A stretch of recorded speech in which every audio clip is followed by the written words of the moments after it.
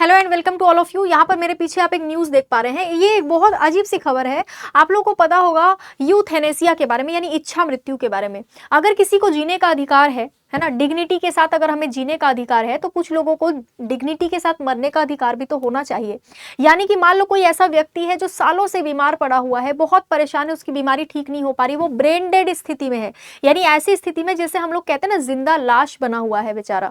ठीक है, इस तरीके की स्थिति में अगर कोई है, उनके परिवार को ऐसा लग रहा है कि ये कभी ठीक नहीं होगा, परिवार पर इकोनॉमिकली काफी बोझ बढ़ता जा रहा है, साथ ही डॉक्टर्स ने भी कह दिया है कि ये शायद ही कभी ठीक हो पाए, सालों से वो उसी स्थिति में बना हुआ है, तो उस केस में यूथेनेसिया को लीगल करने का यहां पर प्रयास किया जा रहा है। आप यहां पर न्यूज़ देख सकते हो। धीरे धीरे हम ये भी समझेंगे कि इनकी शर्तें क्या रखी गई है, कि किस केस में ऐसा किया जाएगा। ऐसा नहीं है कि कोई भी बीमार पड़ा हुआ है तो उनको जो है, उनके लिए यहाँ पर इच्छा मृत्यु दे दी जाएगी। उनको इच्छा मृत्यु देना मतलब लाइफ सपोर्ट सिस्टम हटा देना, मतलब मरीज जो यहाँ पर लेटा हुआ है उसके शरीर में से ऐसे सिस्टम्स को, जैसे कि मान लो ऑक्सीजन मास्क लगा हुआ है जिसके बिना वो मरीज जी नहीं सकता, तो ऑक्सीजन मास्क हटा देना, जिससे उस मरीज की अपने आप मृत्यु हो जाएगी। समझ रहे हो? तो इस तरीके की चीजों को जो है पैसिव यूथेनेसिया कहा जाता है। हम लोग डिटेल में इसको फटाफट से समझ लेते हैं। देखो, स्वास्थ्य मंत्रालय ने पैसिव यूथेनेसिया यानी कि निष्क्रिय इच्छा मृत्यु पर ड्राफ्ट गाइडलाइंस जारी किया है। अब सोच रहे होगे पैसिव यूथेनेसिया यानी कि निष्क्रिय इच्छा मृत्यु है, तो एक और टाइप भी तो होता है, एक्टिव यूथेनेसिया।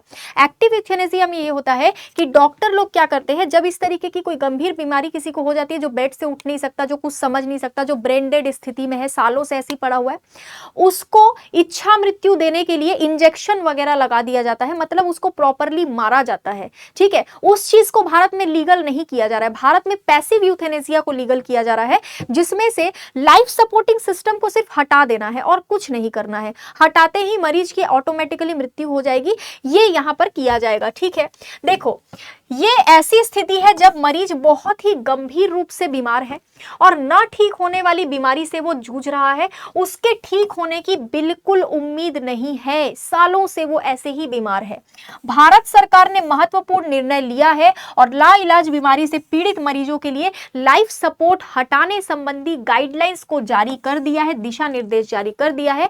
इस दिशा निर्देश के अनुसार अगर एक लाइलाज बीमारी से पीड़ित मरीज के लिए लाइफ सपोर्ट जारी रखना मुश्किल हो जाए, यानी कि कई बार क्या होता है कि मरीज घर में है, सालों से वो ऐसे ही लेटा हुआ है, परिवार कहता है कि हम अब इनका खर्चा नहीं उठा पा रहे, ये ठीक भी नहीं हो पाएंगे, कभी ऐसा डॉक्टर ने कह दिया, तो हम क्या करें? हम चाहेंगे कि इनको इच्छा मृत्यु दे दी जाए, ताकि ये भी जो है आगे इस तरीके से तकलीफ न देखें और हमको भी जो तकलीफ हो रही है हम वो भी नहीं झेल पा रहे हैं। तो इस केस में क्या किया जाएगा, जब मरीज के लिए लाइफ सपोर्ट सिस्टम जारी रखना मुश्किल हो और मरीज के परिवार या फिर प्रतिनिधि इस बात से सहमत हो, तो हॉस्पिटल के मेडिकल बोर्ड की अनुमति से लाइफ सपोर्ट सिस्टम हटाया जा सकता है। ऑक्सीजन मास्क या फिर कोई भी ऐसी चीज जिससे वो मरीज अभी भी उसका दिल जो है वो सिर्फ धड़क रहा है, तो वो सपोर्ट सिस्टम हटा दिया जा सकता है। ठीक है, अच्छा, यहां पर लाइफ सपोर्ट सिस्टम ऐसे ही नहीं हटाया जाएगा, इसके लिए चार शर्तें हैं। मरीज को ब्रेन स्टेम डेड अगर घोषित किया गया है, तो ब्रेन स्टेम डेड अगर मरीज को घोषित किया गया, यानी कि उसका दिमाग बिल्कुल डेड हो चुका है, वो कभी ठीक नहीं होगा, वो जीवन भर कोमा में ही रहेगा, अगर ऐसी स्थिति है तो ही यहां पर यूथेनेसिया पैसिव वाला यूज किया जा सकता है। साथ ही अगर डॉक्टरों ने मरीज के हालत की अच्छे से जांच कर ली है, साथ में उसमें से साफ हो गया है कि मरीज की बीमारी एडवांस्ड स्टेज में अब पहुंच चुकी है, अब कुछ नहीं हो सकता, अब ऐसे स्टेज में मरीज की बीमारी पहुंच चुकी है कि अब कुछ भी नहीं हो सकता है, परिवार वाले बोल रहे हैं कि हम अब खर्चा नहीं उठा पाएंगे, तो ही यहां पर ये किया जा सकता है। ऐसा नहीं कि मरीज जिंदा रहने के लायक है, वो आगे चल के ठीक हो सकता है, तो भी ऐसा कर दिया, ऐसा नहीं कर सकते। ठीक है, तीसरी शर्त यह है कि मरीज के जो परिजन है, यानी कि जो फैमिली है या फिर जो उनको पाल रहा है, उनकी तरफ से लाइफ सपोर्ट जारी रखने से अगर इनकार कर दिया गया हो, यानी परिवार, जैसे होता है ना, कई सारे गरीब परिवार होते हैं, उन गरीब परिवारों में कोई अगर बहुत ज्यादा बीमार है, बहुत साल हो चुके हैं बीमारी को, वो ठीक ही नहीं हो रहा है, ना तो वो बोलता है ना तो वो सुनता है, बस बेड में लेटा हुआ, तो परिवार वाले बोलेंगे हम अब खर्चा नहीं उठा पा रहे, आप इनका लाइफ सपोर्ट सिस्टम हटा दीजिए, तो इस केस में भी हटाया जा सकता है। साथ ही लाइफ सपोर्ट हटाने की जो प्रक्रिया होगी वो सुप्रीम कोर्ट की तरफ से तय किए गए गाइडलाइंस के तहत ही होगी, ऐसा नहीं कि मन से कर दिया, ऐसा नहीं कर सकते हैं। ठीक है, अब परिवार पर भी बोझ पड़ता है, ये हम बाद में देखेंगे। आगे हम लोग देखते हैं डॉक्टर्स से मरीज को लाइफ सपोर्ट से हटाने का फैसला जो लिया जाएगा, मतलब डॉक्टर्स ही इस फैसले को लेंगे मेनली। ठीक है, इसको लेकर डॉक्टर्स में भी असंतोष है थोड़ा सा। कुछ डॉक्टर्स का कहना है कि सरकार जो हमारे ऊपर इस चीज को डाल रही है कि डॉक्टर्स भी फैसला ले सकते हैं, ऐसे में तो हमारे ऊपर कई बार ये आरोप भी लग सकता है कि डॉक्टर ने मनमाने तरीके से ये फैसला लिया और उसको मार दिया। ठीक है, जबकि ऐसा कुछ नहीं है। ऐसा डॉक्टर्स का कहना है कि हमारे ऊपर बात आ जाएगी ना कि हम अगर बोलेंगे इसका लाइफ सपोर्ट सिस्टम हटा दो, अब ये नहीं कभी ठीक हो पाएगा, तो हो सकता है आने वाले समय में उनके जो घर वाले हैं वो हम पे चढ़ जाएं कि भैया आपने बोला था मारने के लिए। ऐसा नहीं है, क्योंकि फैमिली का भी सहमति लिया जाएगा। ठीक है, फैमिली का भी सहमति लिया जाएगा, पर डॉक्टर्स में थोड़ा सा असंतोष है। देखो, डॉक्टर्स से मरीज को लाइफ सपोर्ट से हटाने का फैसला लिया जा सकता है डॉक्टर्स द्वारा।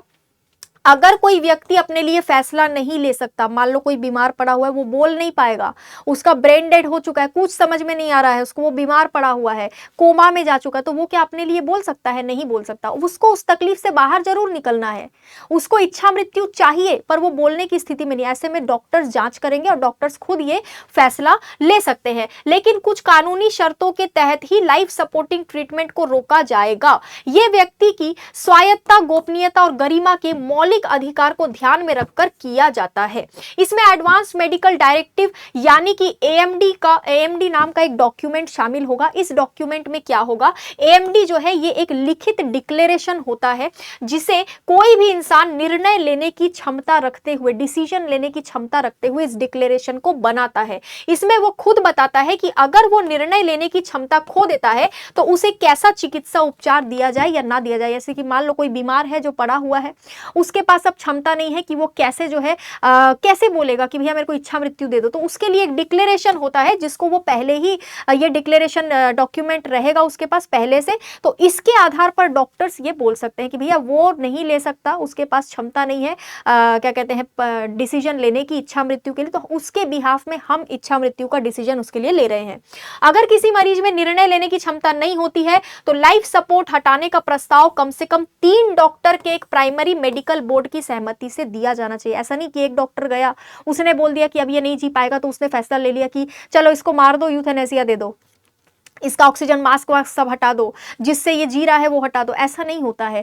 3 डॉक्टर्स का यहाँ पर बोर्ड होगा, वही लोग जांच करके ये फैसला ले सकते हैं। इस बोर्ड को मरीज की बीमारी, मौजूदा मेडिकल ट्रीटमेंट, इलाज के दूसरे ऑप्शंस और इलाज जारी रखने या ना रखने के परिणामों के बारे में पूरा जानकारी परिजनों को देना पड़ेगा। यानी कि ये जब डिसीजन डॉक्टर्स लेंगे और लेकर जब परिजनों को बताएंगे ना कि आपका जो बेटा है या बेटी है या कोई भी रिश्तेदार हो, वो अब जीने लायक नहीं है, उसको इच्छा मृत्यु दो, तो परिवार अगर पूछेगा कि क्यों, ये कभी ठीक नहीं होगा क्या, तो डॉक्टर्स को बताना पड़ेगा कि अभी जो मेडिकल ट्रीटमेंट दे रहे हैं उससे ठीक हो सकता है कि नहीं हो सकता है, साथ में और कौन कौन से ऑप्शंस हैं जिनको हम यूज कर सकते थे, हमने किया पर वो ठीक नहीं हुआ। ये सारी चीजें डॉक्टर्स उनको बताएंगे, उसके बाद ही डॉक्टर्स ऐसा कर सकते हैं। ऐसा नहीं है कि खुद के मन से उन्होंने कर दिया। मरीज की तरफ से फैसला कौन करेगा? मरीज तो मान लो बोल नहीं पा रहा है, ब्रेन डेड हो चुका है, एक तो डॉक्टर्स को ये पावर दिया गया है, लेकिन परिजनों से क्या कहते हैं बात वगैरह करनी पड़ेगी। मरीज के बिहाफ में फैसला मेनली कौन ले सकता है? इस फैसले पर पहुंचने से पहले प्राइमरी मेडिकल बोर्ड और एक अन्य मेडिकल बोर्ड द्वारा मरीज की स्थिति जांची जाएगी। वही चीज लिखी जो मैंने अभी आपको बताया। ठीक है, सरकार ने यह भी बोला है कि इस प्रक्रिया में मरीज और उसके परिवार की जो सहमति है वो भी होनी चाहिए। मरीज की अगर सहमति नहीं वो बता पा रहा है तो परिवार की सहमति लेनी पड़ेगी, तभी ऐसा किया जाएगा। यह निर्णय निश्चित रूप से एक जटिल मुद्दे पर महत्वपूर्ण कदम है। ठीक है, वही मरीज की ओर से इस पर फैसला कौन करेगा? जब मरीज खुद ऐसा नहीं कर पा रहा है तो ऐसे में सरोगेट पर यह निर्भर करेगा। यह निर्णय लाइफ सपोर्ट हटाने के बारे में हो सकता है। सरोगेट कौन होगा यह इस बात पर निर्भर करेगा कि मरीज ने पहले से कोई निर्देश दिया है या नहीं। यानी मरीज जब बीमार पड़ा था उसने ऐसा कुछ बताया है या नहीं कि भैया मैं अगर ब्रेन डेड हो गया, मैं कोमा में चला गया, मुझे इच्छा मृत्यु चाहिए हो, तो इसका फैसला कौन ले सकता है? अगर मरीज ने बताया है तो ठीक है, नहीं भी बताया है तो उसके परिजनों से डॉक्टर लोग सलाह मशवरा करेंगे। डॉक्टर लोग ये निर्णय ले सकते हैं परिजनों के मंजूरी के साथ। समझ गए? सिंपल सी बात जो मैंने इतना कुछ आप लोगों को बताया वो ये है। अगर शॉर्ट में मैं आप लोगों को बताऊं कि भैया अगर कोई मरीज है जो सालों से बीमार है, मान लो 10 साल 20 साल 30 साल हो गए, वो बिस्तर में ही लेटा हुआ है, ब्रेन डेड है, कोमा में जा चुका है, सिर्फ आंखें खुली है या फिर आंखें भी बंद है, सिर्फ सीने में जो दिल है वो धड़क रहा है और कुछ भी नहीं हो रहा है, डॉक्टर्स ने सारे उपाय कर लिए, घर वालों ने सारा खर्चा करके देख लिया, ऑपरेशन करवा लिया, सब करवा लिया। अब डॉक्टर्स कह रहे हैं आगे कुछ नहीं हो सकता, हम जो कर सकते थे हम कर चुके हैं।